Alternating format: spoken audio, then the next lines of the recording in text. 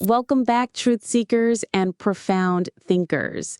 Today, we're embarking on an exploration that touches the very core of what it means to live a meaningful life, to navigate complexity, and to truly understand the world around us. I'm Isabella, your ever curious guide, and our topic today is nothing less than wisdom. Not just knowledge, not just intelligence, but that elusive, transformative quality that allows us to thrive. And who better to help us unearth its many facets than my brilliant co-pilot Diego, who brings a wealth of insight to every conversation. Buckle up because we're diving deep into the art of living wisely. What an absolutely captivating introduction, Isabella. You've perfectly articulated the profound importance of our subject. For me, the pursuit of wisdom has always felt like a journey without a final destination, a continuous process of learning, unlearning, and relearning. It's fascinating how we often conflate wisdom with intelligence or mere factual knowledge. But as I've grown, I've come to see wisdom as something far more holistic, more integrated into our very being. It's about discernment, about applying what we know with empathy and foresight. It's about knowing not just what to do, but why to do it, and perhaps even more critically, when and how to do it. Precisely. Let's start by clarifying that distinction. We live in an age overflowing with information. Knowledge is abundant, and intelligence in its various forms is highly valued, from analytical prowess to emotional intelligence. But what makes wisdom distinct? Is it simply accumulated knowledge or something more? And why, despite our access to so much information, does genuine wisdom sometimes seem rarer than ever? That's the crux of it, isn't it? I'd argue that knowledge is the accumulation of facts, data, and information. It's the what. Intelligence is the ability to acquire, process, and apply that knowledge effectively, to solve problems, to learn new skills, to reason logically. It's the how of problem solving. But wisdom transcends both. It's the ability to understand the deeper meaning of things, to see the interconnectedness, to exercise sound judgment, especially in complex or uncertain situations, and to act in a way that promotes well-being, not just for oneself, but for others and the larger world. It's knowledge tempered by experience, empathy, and a deep understanding of human nature and its limitations. It's knowing not just the facts, but their implications, their ethical weight, and their long-term consequences. That's beautifully put, Diego. It suggests that wisdom isn't just about what you know, but how you know it, and more importantly, how you use it in a way that benefits beyond mere personal gain. So, if it's not merely about accumulating data or being quick-witted, how do we cultivate it? Is it something we're born with, a genetic predisposition, or can it be learned and honed like any other skill, albeit a profoundly complex one? I firmly believe it's something we cultivate. While some individuals may possess a natural inclination towards reflection or empathy, true wisdom is forged through experience, diligent reflection, and often through confronting our own limitations and mistakes. It's not found in textbooks alone. It's in the quiet moments of introspection, in the willingness to listen more than we speak, in the humility to admit, I don't know, or I was wrong. Learning from our successes is valuable, of course, as it builds confidence and refines effective strategies. But learning from our failures and shortcomings often provides a deeper, more enduring form of wisdom, etching lessons into our very being that mere instruction cannot. It's in the process of adapting, failing, and trying again with newfound understanding. That's a profound point, Diego. The role of humility and self-awareness in the journey towards wisdom. It makes me think of the Socratic paradox. The only true wisdom is in knowing you know nothing. It's not about being ignorant, but about recognizing the vastness of what remains unknown, which then fuels further inquiry and openness rather than closing off to new ideas. It's a continuous state of beginner's mind, perhaps. Absolutely. And that leads us to what I see as critical pillars of wisdom. Firstly, experience. While not all experiences automatically lead to wisdom, reflective experience certainly does. It's not just living through something, but deliberately processing it, understanding its implications, and integrating those hard-won lessons into future actions. A person who has faced significant challenges, be it personal loss, professional setbacks, or moral dilemmas, and emerged with greater understanding, not just scars, is often far wiser. It's the crucible where character and insight are truly forged. And how true that is. It's about making meaning from our lives, isn't it? It's taking the raw material of lived moments and shaping it into something coherent and instructive. What about the role of empathy, which you touched upon earlier? How does connecting with others foster wisdom, and why is it so indispensable? Empathy is absolutely crucial, Isabella. Wisdom isn't purely an intellectual exercise, it's deeply human. To understand complex situations, especially those involving other people, we need to be able to step into their shoes, to comprehend their motivations, fears, hopes, and their unique perspectives on the world. Without empathy, our judgments can be harsh, our solutions narrow, and our understanding incomplete or even damaging. A truly wise person doesn't just solve problems, they understand the human element within those problems, recognizing that every decision impacts real lives. They consider the ripple effects of their actions on others, striving for outcomes that are not only effective, but also just and humane. It's the bridge between raw knowledge and compassionate action. That resonates deeply. It's the difference between a cold, logical solution that might technically work, but leaves a trail of human collateral damage, and one that is both effective and compassionate. And I'd add perspective to those pillars.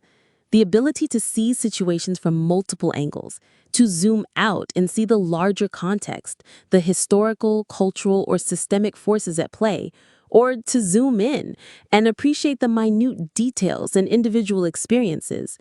It's about detaching from our immediate emotional reactions or preconceived notions to gain a clearer, more balanced, and ultimately more accurate view of reality.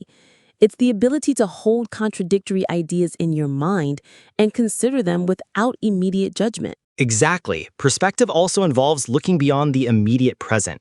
A wise person considers the long-term consequences of actions, understanding that quick fixes often lead to bigger problems down the line, much like addressing symptoms without curing the disease. They learn from history, not just to repeat it, but to anticipate future challenges and opportunities, recognizing patterns that transcend individual events. This foresight, this capacity to play chess with life and see several moves ahead, is a powerful hallmark of wisdom. It's about understanding that current actions will inevitably shape future realities. And this kind of perspective also requires a healthy skepticism toward popular narratives and a willingness to question assumptions, including one's own. Wisdom in action, decision-making, and navigating uncertainty. So let's talk about the practical application of wisdom. How does a wise person approach decision-making, especially in our increasingly complex, interconnected, and uncertain world? Because it feels like we're constantly bombarded with choices, many of which have significant ethical, social, or practical implications, and the stakes often feel incredibly high. That's where wisdom truly shines, Isabella. Unlike someone who might react impulsively, get bogged down by analysis paralysis, or simply defer to authority without critical thought, a wise person approaches decisions with a blend of careful consideration, an intuitive grasp of the situation, and an acknowledgement of their own cognitive biases. They diligently gather relevant information, yes, but they also rely on their accumulated understanding of patterns, human behavior, and the likely outcomes of different paths. They often pause, reflect, and seek counsel from diverse sources, not just those who agree with them, demonstrating humility and an openness to different viewpoints. They weigh the knowns and acknowledge the unknowns, proceeding with a certain degree of informed caution. And crucially, they understand that some problems don't have perfect solutions, only better ones. They're comfortable with ambiguity and are often willing to make decisions that might be unpopular in the short term, but are, in the long run, the most beneficial for the greater good. That takes immense courage, doesn't it? To stand by a difficult choice that aligns with a deeper ethical framework, even if it draws criticism. Immense courage indeed. It's easy to follow the crowd, to succumb to groupthink, or to take the path of least resistance. Wisdom often requires charting an independent course, one based on deeply held principles, a clear vision of what's right, and a profound sense of responsibility even when it's difficult or lonely. It's also about knowing when not to act, when to wait, when to observe, and when to let things unfold naturally.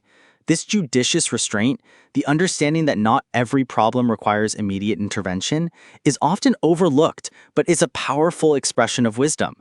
It reflects patience and a trust in natural processes or the resilience of others. And it extends to knowing when to say no to opportunities that might seem appealing but don't align with deeper values or long-term goals. The eternal quest, cultivating wisdom throughout life. So, for our audience, what practical steps can one take to cultivate wisdom? Beyond just living life, which happens to everyone, how can we intentionally foster this invaluable quality in ourselves and help others do the same? Because it sounds like an ongoing, lifelong journey, not a destination you arrive at. You're absolutely right, Isabella. It is an ongoing journey. I have a few suggestions that, while seemingly simple, can have profound effects. Firstly, embrace continuous learning, but not just factual learning. Read widely across disciplines: history, philosophy, psychology, literature, even poetry. Explore different worldviews, engage with diverse philosophies, study historical movements, and immerse yourself in art and literature. These don't just add facts, they broaden your understanding of the human condition, ethical dilemmas, and the vast spectrum of human experience. Secondly, practice mindful reflection. Journaling, regular meditation, or simply taking quiet, dedicated time to process your experiences can be incredibly powerful. Ask yourself deep questions like, what did I learn today? How did I contribute to a situation? What could I have done differently? What were my motivations and what were the actual consequences? This self-interrogation is crucial. And I'd passionately add, seek diverse perspectives. Actively and intentionally engage in genuine conversations with people from different backgrounds, cultures, generations, and viewpoints than your own. Don't just listen to respond, genuinely listen to understand. Challenge yourself to articulate positions you don't necessarily agree with, just to understand their logical underpinnings. This actively breaks down mental silos, challenges your assumptions, and broadens your intellectual and emotional landscape, which is essential for growth. Also, crucially, embrace discomfort and failure. View challenges not as absolute setbacks, but as indispensable opportunities for profound learning. Each mistake, each misstep, each moment of vulnerability can be a stepping stone to deeper wisdom if you're willing to reflect on it honestly, without excessive self-criticism or blame. Learn to extract the lesson, not just dwell on the pain.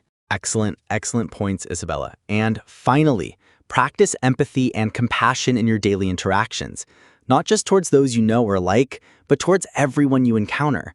Consciously try to understand the experiences and feelings of others, even when their actions are perplexing or frustrating. This not only makes you a better, more humane individual, but also sharpens your ability to navigate complex social dynamics with a more nuanced and effective wisdom.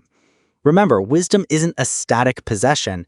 It's a dynamic process, a lifelong endeavor of learning, reflecting, growing, and applying that growth with kindness and foresight. It's about striving to be a little better, a little more understanding each day.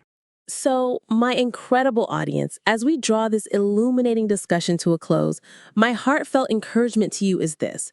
Don't just seek knowledge, seek wisdom.